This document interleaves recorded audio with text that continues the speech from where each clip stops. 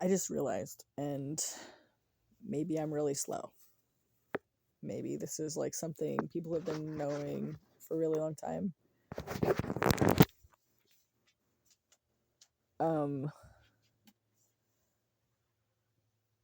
The music changed, right? I think in the 50s was still the Beach Boys and the music being all like upbeat, like everyone's having a good time here, let's all have a good time kind of feel. And then it changed to we're not having a good time here. This is not a good time. And was the music before that more religious or instrumental? I don't know. It could just be like the music of the 50s transition. And I bet there was a transition now, like, and then music was just like, I don't know, or maybe the new music, like the edgy stuff, the counterculture stuff, I guess, came out. That's like, we're not having a good time here. Right? I guess the 60s was all about love. When did it start calling out problems? I don't know. And were these, what came first? Like, were the problems inherently there? Or did they corrupt the music somehow? Like, they started promoting artists who were not having a good time to give that idea to all the youth that we're not having a good time, even though logically we are having a good time. This is like the best time in all of history, like easiest time, at least here in America. Like, it's, things came really easily, right? 70s, 80s, 90s, maybe early 2000s. There's prosperity, like logically, quite a lot of prosperity in the land. There was some kind of recession, I think, in the 80s. I think my aunt moved out of the state because of it. But then she came back when it got better again. But I think other than that, it was quite prosperous. And even with the recession, like, we're still living like about the lifestyle of kings in like Saint King Arthur's time, right? We have the kind of the same lifestyle as like ancient kings. We don't have all the servants, but we have like the same kind of idea. Like, I have Parmesan cheese in my fridge right now. I have a fridge. Like, I didn't have to make that.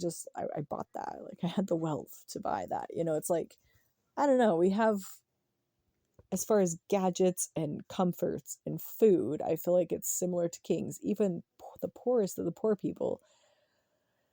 I know this is going to sound controversial, but I was homeless for a little while. And I still felt like I lived like a king. Like, I could go to the cathedral and get 2 bologna sandwiches. Plus, that was any time, any day, from there was hours or something, probably morning till night.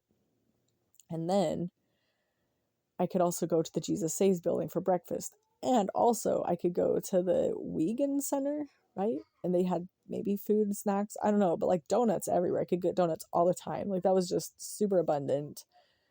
And then the bologna sandwiches and like probably some fruit vegetables. I want to say those were more lacking, but like, I mean, that stuff was like, you could get that, like, you could count on that. And that was with very minimal effort, like a free train ride over to the bologna sandwiches.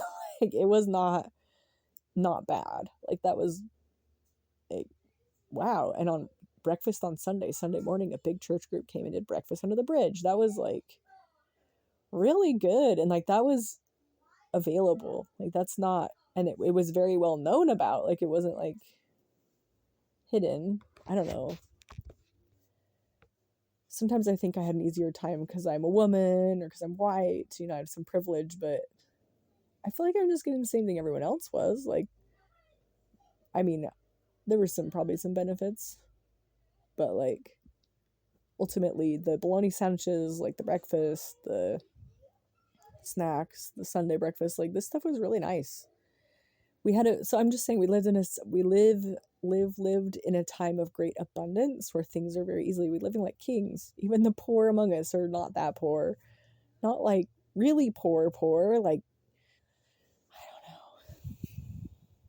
like, we don't even expect that to be a thing. A lot of people look down on those, like, how dare they even live that way? They should be getting a job. You know, we don't have a country where it's like really like poverty poor, like poor. I'm thinking of India.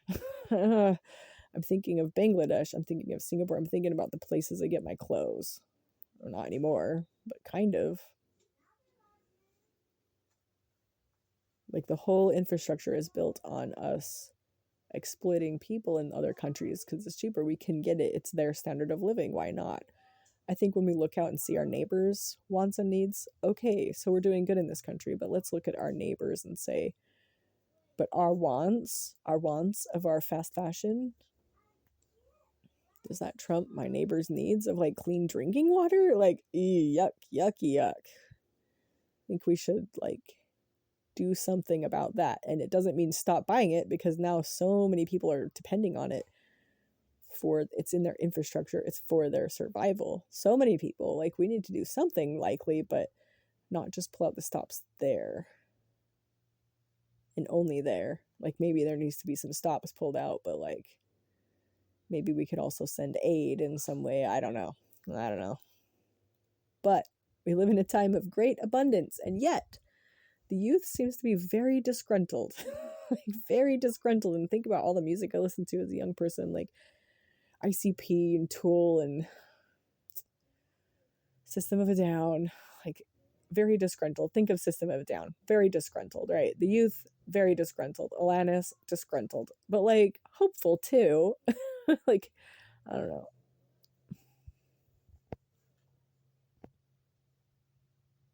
And there's a reason for being disgruntled, right? Or did our disgruntledness cause the problems?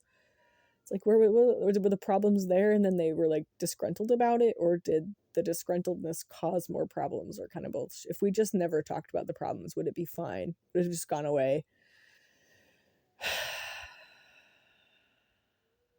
I mean, that's one strategy.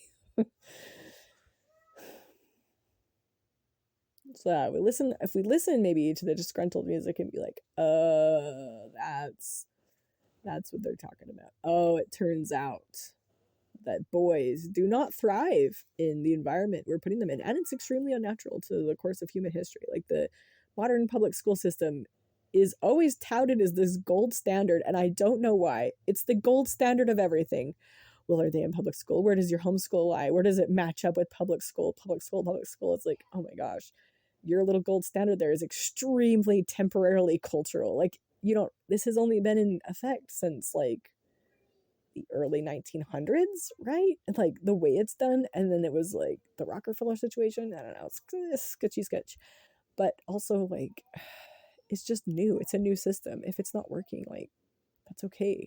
We tried it. It was efficient. It was very efficient.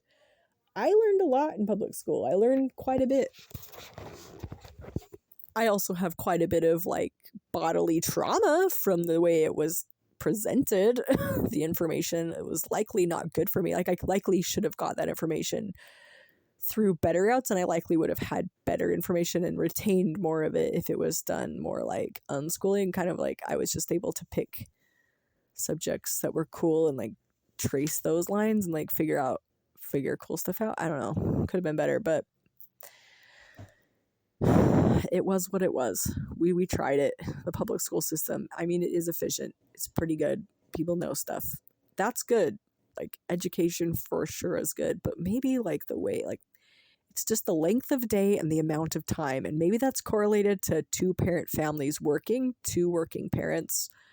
Is that logically the best thing for society? Shouldn't we just, as a society, just decide, I'm going to charge a little bit less so it'll be more affordable. Oh, they're charging less so we can pay less. I mean, or maybe pay the same but to one worker for the price of two. I don't know. The thing is, most of us working realize, I mean, there are people who work and there are people who just like are at work. And like, we really don't need the amount of people at work usually, depending on the job. But like, so maybe like we could still have the same exact society or the same exact gadgets, just with one parent working household. And it would still be just as good. We just need to be a little more like, I mean, a little less apathetic. I mean, we're apathetic because we're two parents working and still can't make it. Like, I think that's very disheartening for anyone. So, and it's logically not ideal way to raise kids. So everyone's unhappy, you know. Maybe the cause is not the music. Maybe the system logically is not that good.